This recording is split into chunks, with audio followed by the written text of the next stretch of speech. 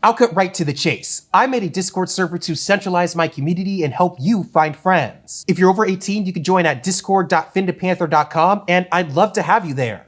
Alright, for the rest of you still here, first of all, thank you, but now I'm going to explain why I think making this server was really important. I've got on record and said that the end goal of being a furry is to make really good friends. I'm talking lifelong, do anything for you type friends. The way I see it, that's the whole point of any fandom, really. It's mainly there to connect people who all share a common interest and allow them to interact with each other. But the next step of that relationship with fandom members is to find some that you share other interests with, interact with each other a lot more than everyone else, and become friends naturally over time. It seems straightforward, and it's a pretty natural arc for people to travel through in any large community. In fact, there might be the assumption that the larger the community is, the easier it is to go on this friend arc as well. However, that's not always the case. In fact, in many ways, there's a point where a community becomes so large that the opportunities to find and make friends actually become a lot harder. And I'm sure you know where I'm going with this, but ask anyone who's been in the furry fandom for a while, and they'd probably agree that this community has passed that inflection point. But that doesn't mean it's impossible to make friends. There are just more options in the way for you to go about doing so, and being smart with the options that you can take can lead you to some really cool people, all while staying within the fandom itself.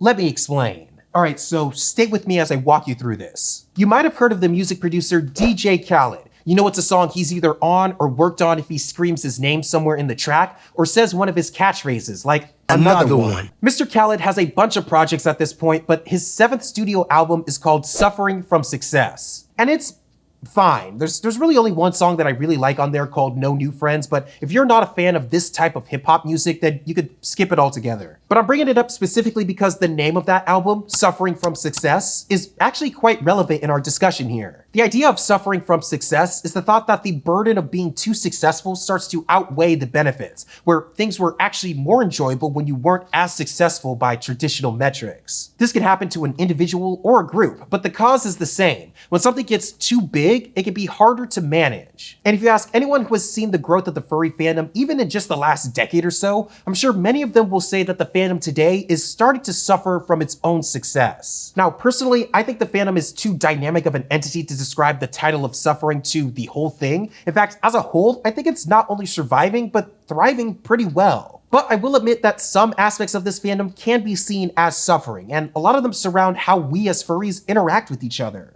You could look at furry conventions and how the attendance numbers are outgrowing the number of people running them, so much so that we're starting to see attendance caps on some. You can look at how we interact with other furries online, where we went from basic chat rooms to curated feeds that are driven by an algorithm that encourages negative discourse. And there are so many more examples of this, all of which really deserve their own video, so be sure to subscribe to the channel so you don't miss them when I make them. But the fact of the matter is, the fandom has grown so much so quickly that finding places to find other furry friends has become a lot more complicated than it was in the past. But complicated doesn't mean impossible, and the flip side of all of this growth is that the fandom is now a multifaceted community where everyone has their own set of other interests along with the baseline interest of anthropomorphic animals. It can be as complex as a group of furries from a specific culture or as simple as furries who like trains, but the idea is that instead of going to the furry fandom at large to make friends, you can now go to special interest groups within the fandom to get those extra layers of connection. Because that's a key part of making friends, finding more than just one or even a couple things that tie you and other people together. That allows you to have conversations on a multitude of topics and share ideas and interests and more than just furry. That's why things like meetups and panels on special interests at cons are so important.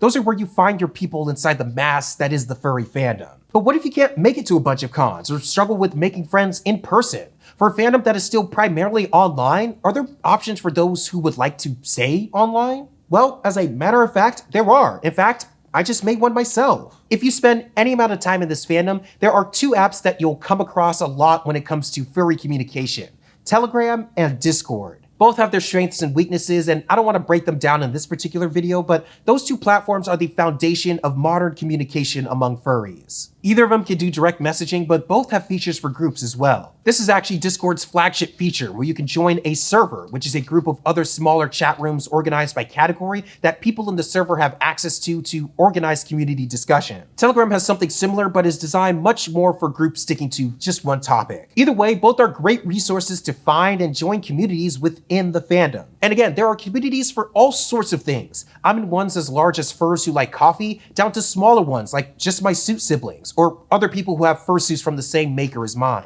Discord in particular is great at this because it's designed to feel like a community where everyone shares a common interest, but you still have room for a variety of different discussions past that. And that is why I'm formally launching my own Discord server / community / guild / whatever they call it these days. And I've tailored it specifically to help those who watch my videos to find each other and potentially make friends. Now this may sound a bit odd to call out at first, but you'd be surprised how many people only see my stuff on one platform. To many, I'm only a TikTok fur. To others, I only make horizontal full-length videos, but the common denominator in all of that content is, well, me. So I wanted to allow all of my audiences to meet together, hopefully share their interests in furry and learning more about the fandom, and have that be a springboard to y'all to mingle with each other, as long as you're all over 18. And while that's the primary reason, I also want this server to especially help furries to work on their online social skills and friend making by encouraging you all to talk to each other. This is why, at least at the very beginning, there are not many channels in this server. I find that conversations splinter too much when you try to fit a topic of discussion into just one channel. So putting fewer channel options in front of you all will allow you to find and engage with conversations faster. I also included a channel called IRL where you can share things going on in your life specifically outside of the fandom. This offers a place to safely show off your other hobbies and interests that can invite discussion from those curious or who also share that same hobby.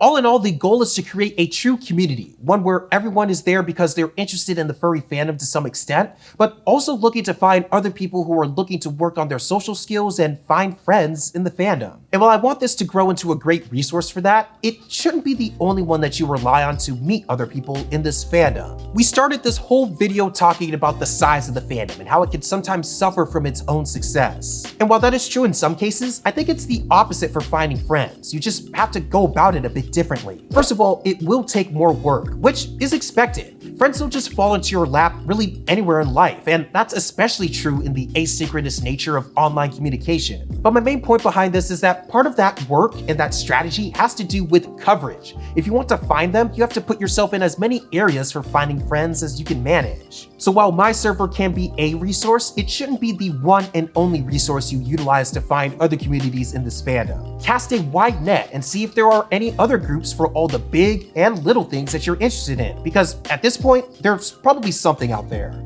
Ask around online, ask your existing friends, or just search for groups that are both furry and include your interests. Over time, you'll build up a list of smaller communities that you can bounce around in and use to find and make friends. So while, yes, I did use this entire video to announce my Discord server, but I also wanted to at least offer my thoughts around the whole reason behind why I started it in the first place, and hopefully give you some direction on what to do if you're still working on making friends in this fandom online. Because I get it, it's definitely not easy these days, but with the right strategy, you can benefit greatly from a part of the fandom that is quite the opposite of suffering from its own success. Alright, that's it for this one. Thank you for watching. I'll catch you in the next one and in the Discord server, but until then, stay wild out there. Peace.